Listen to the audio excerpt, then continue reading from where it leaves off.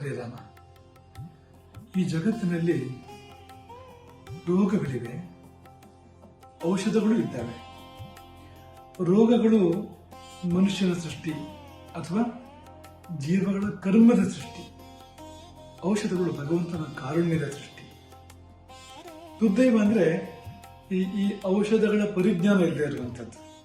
ಯಾವ ಕಾಯಿಲೆಗೆ ಏನು ಔಷಧ ಎನ್ನುವುದರ ಪರಿಜ್ಞಾನ ಇಲ್ಲದೆ ಇರುವಂಥದ್ದೇ ಅನೇಕ ನರಳಾಟಗಳಿಗೆ, ನಾಶಕ್ಕೆ, ಅವಸಾನಕ್ಕೆ ಕಾರಣ.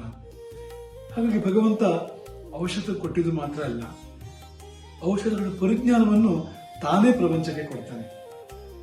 ಅಶ್ವಿನಿ ದೇವತೆಗಳ ರೂಪದಲ್ಲಿರಬಹುದು ಅದು, ಅಥವಾ ಅನೇಕ ಆಚಾರ್ಯ ಶ್ರೇಷ್ಠರ ರೂಪದಲ್ಲಿರಬಹುದು, ಚರಕ ಸುಶ್ರುತರಂತ ಆಚಾರ್ಯರುಗಳು ಆ ರೂಪದಲ್ಲಿ ಒಂದು ಔಷಧಗಳ ಪರಿಜ್ಞಾನವನ್ನ, ಆರೋಗ್ಯದ ಪರಿಜ್ಞಾನವನ್ನ ಭಗವಂತನೇ ಕೊಟ್ಟ. ಅದಕ್ಕೆ ಹೆಸರು ಆಯುರ್ವೇದ. ಸಂಭವಾಮಿ ಯುಗ ಯುಗ ಅಂತ ಹೇಳುವ ಹಾಗೆ ಸಮಯ ಸಮಯದಲ್ಲಿ ಈ ಜ್ಞಾನಕ್ಕೆ ಮಸುಕು ಕವಿತಾ ಇರ್ತದೆ. ಸೂರ್ಯನಿಗೆ ಗ್ರಹಣ ಬರುವ ಹಾಗೆ, ನೀರನ್ನು ಪಾಚಿ ಮುಚ್ಚುವ ಹಾಗೆ ಆಗಾಗ ಈ ಜ್ಞಾನಕ್ಕೆ ಒಂದು ಮಸುಕು ಬಂದು ಕವಿತಾ ಇರ್ತದೆ. ಅಂತ ಕಾಲ ಇದು. ಇವತ್ತು ಆಯುರ್ವೇದದ ಬಗ್ಗೆ ಅಜ್ಞಾನ ಇದೆ, ಅಭಿಮಾನ ಇಲ್ಲ. ಅಭಿಮಾನ ಇರಬೇಕಾಗಿತ್ತು, ಇಲ್ಲ. ಅಜ್ಞಾನ ಇರಬಾರ್ದಾಗಿತ್ತು, ಇದೆ. ಈ ಕಾಲ ಇದು. ಹಾಗಾಗಿ ಈ ಕಾಲದಲ್ಲಿ ಆಯುರ್ವೇದದ ಬಗ್ಗೆ ಜ್ಞಾನವನ್ನು ಬೆಳೆಸಬೇಕು ಮತ್ತು ಅಭಿಮಾನವನ್ನು ಕೂಡ ಉಳಿಸಬೇಕು, ಬೆಳೆಸಬೇಕು. ಇದು ಕಾಲದ ಕರೆ, ಅತ್ಯಗತ್ಯ. ಇದು ತುಂಬಾ ಜನರಿಗೆ ಉಪಕಾರ ಆಗುವಂಥದ್ದು. ಅಂಥದ್ದೊಂದು ಕಾರ್ಯ ಇದೇ ತಿಂಗಳ ಕೊನೆಯಲ್ಲಿ ನಡೀತಾ ಇದೆ.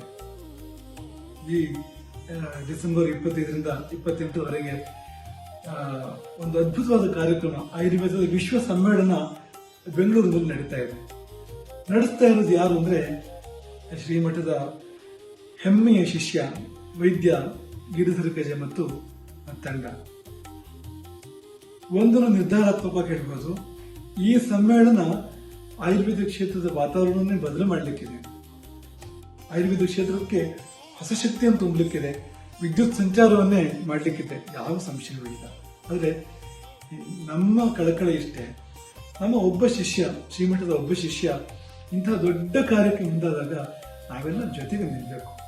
ಶ್ರೀಮಠದ ಸಮಸ್ತ ಶಿಷ್ಯರು, ಭಕ್ತರು, ಅಭಿಮಾನಿಗಳು, ಶ್ರೀಮಠದ ಎಲ್ಲ ಪ್ರಮುಖರು, ಪದಾಧಿಕಾರಿಗಳು ನಾವು ಮುಂದೆ ನಿಂತು ಸಹಕಾರವನ್ನು ಕೊಡಬೇಕು, ಸಹಯೋಗವನ್ನು ಕೊಡಬೇಕು. ಈ ಕಾರ್ಯಕ್ರಮವನ್ನು ನಾವು ಸಂಪೂರ್ಣ ಯಶಸ್ಸಾಗುವಂತೆ ನೋಡ್ಕೊಳ್ಬೇಕು. ಅದರಲ್ಲಿ ಎಲ್ಲರೂ ಬೆಳೀತಿದೆ. ಈ ಕಾರ್ಯಕ್ರಮ ಯಶಸ್ಸಾದರೆ ಅದರ ಲಾಭ ಎಲ್ಲರಿಗೂ ಇದೆ. ಹಾಗಾಗಿ ಎಲ್ಲ ಶಿಷ್ಯರಿಗೆ, ಭಕ್ತರಿಗೆ, ಪದಾಧಿಕಾರಿಗಳಿಗೆ, ಕಾರ್ಯಕರ್ತರಿಗೆ ನಮ್ಮ ಕರೆ ಇದು. ಮಠದ ಕಾರ್ಯಕ್ರಮದಂತೆ ನಾವು ಇದನ್ನು ಪರಿಗಣಿಸಬೇಕು. ಅದೇ ರೀತಿಯಲ್ಲಿ ಸೇವೆ ಮಾಡಬೇಕು, ಭಾಗಿಯಾಗಬೇಕು. ಇದೊಂದು ಮಹದುದ್ದೇಶಕ್ಕೋಸ್ಕರ ಮಾಡ್ತಾ ಇರುವಂತದ್ದು. ಹಾಗಾಗಿ ಇಲ್ಲಿ ಇದವರದ್ದೇ ಒಂದು ಪ್ರಶ್ನೆ ಅಲ್ಲ, ನಮ್ಮದೇ ಇದು.